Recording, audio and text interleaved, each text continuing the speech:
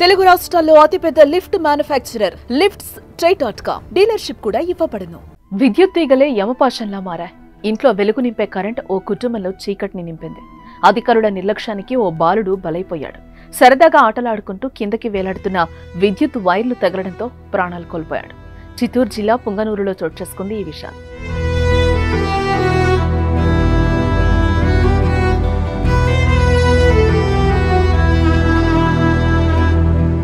విద్యుత్ ప్రమాదాలు నింపుతున్న విషాదాలు ఎన్నో. ప్రతిరోజు ఎక్కడో ఓ చోట విద్యుద్ఘాతంతో ప్రజలు చనిపోతూనే ఉన్నారు. ఎన్ని ప్రమాదాలు జరుగుతున్నా అధికారులు మాత్రం మొద్దు నిద్ర వేయటం లేదు.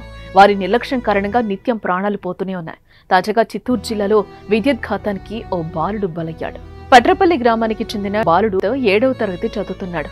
స్నేహితులతో కలిసి సోమవారం సాయంత్రం ఓ మైదానంలో ఆటలాడుకుంటున్నాడు. ఈ సమయంలో పైన కరెంటు తీగలు తగిలి అక్కడికక్కడే చనిపోయాడు. ఎంతో ప్రాణంగా ప్రేమించే బాలుడు చిన్న వయసులోనే ఊహించని విధంగా చనిపోవడంతో కుటుంబ సభ్యులు కన్నీరు మున్నీరవుతున్నారు. పట్రపల్లి గ్రామం తీవ్ర శోకంలో మునిగిపోయింది.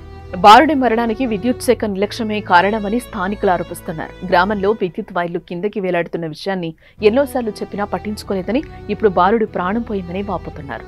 మా ఊర్లో ఇట్లా లైన్లు కిందకే ఉన్నాయి, ఇట్లా ఎవరు పట్టించుకోవడం లేదు. ఇట్లా పిల్లలు ఇట్లా బ్యాటా టైన్లు ఆడుతున్నారు. ఇట్లా పిల్లలు మేకలో పడతా ఉంటే ఇట్లా చిందాట ఆడుతున్నా కూడా లైన్ కిందే ఉన్నాయి. దానివల్ల పిల్లలు ఇబ్బంది పడుతున్నారు. దానివల్ల పిల్లలు కూడా చనిపోయినాడు. దయచేసి మాకు ఏదన్నా గ్రామంలో కూడా అట్టే ఉండదు. గ్రామీణ అంతా అట్టే ఉండదు. పలు ప్రాంతాల్లో ఇటీవల జరిగిన ప్రమాదాలను పరిశీలిస్తే వ్యవసాయ క్షేత్రంలో విద్యుత్ వైర్లు గాలి దుమారానికి తెగిపోవడం, ట్రాన్స్ఫార్మర్లకు రక్షణ కంచెలు లేకపోవడంతో పాటు ఇలా విద్యుత్ వైర్లు కిందకి వేలాడుతూ ఉండడంతో ప్రజలు ఏవైనా వస్తువులు చేతపట్టుకునే సమయంలో వాటిని తాకి చనిపోతున్నారు. ఇలాంటి విద్యుత్ ప్రమాదాలు ఎన్నో కుటుంబాల్లో తీవ్ర విషాదాన్ని నింపుతున్నాయి. ఇప్పటికైనా ప్రమాదాల నివారణకు అధికారులు పగడ్బందీ చర్యలు తీసుకోవాలని ప్రజలు కోరుతున్నారు.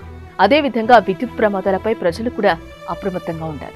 నేను వాళ్ళ పిన్నిని సార్, నేను అక్కడ మేకలు మేపుకుంటా ఉన్నాను. నా బిడ్డలు ఇద్దరు, మా మధ్య కొడుకు అందరూ ఇక్కడ ఆడుకుంటా ఉంటారు సార్. వీళ్ళే కాదు సార్, ఇంకా 50 మంది తాండా వాళ్ళంతా పిల్లలంతా ఆడుకుంటా ఉంటారు సార్. బిడ్డ ఆడుకుంటా దీన్ని తగిలి ఎంత కిందికి ఉందో చూడండి సార్. అది తగిలి బిడ్డ అట్లా కుప్పగోలు ఆడే స్పాట్ లోనే చనిపోయినాడు సార్. ఏమి కానీ ఊపిరిస్తాను ఏమీ లేదు సార్. ఇంత కిందకుంటే ఈ బిడ్డనే బాగొట్టుకుంటాము, ఇంకా ఎంతమంది బిడ్డలు బాగొట్టుకోవాలి సార్.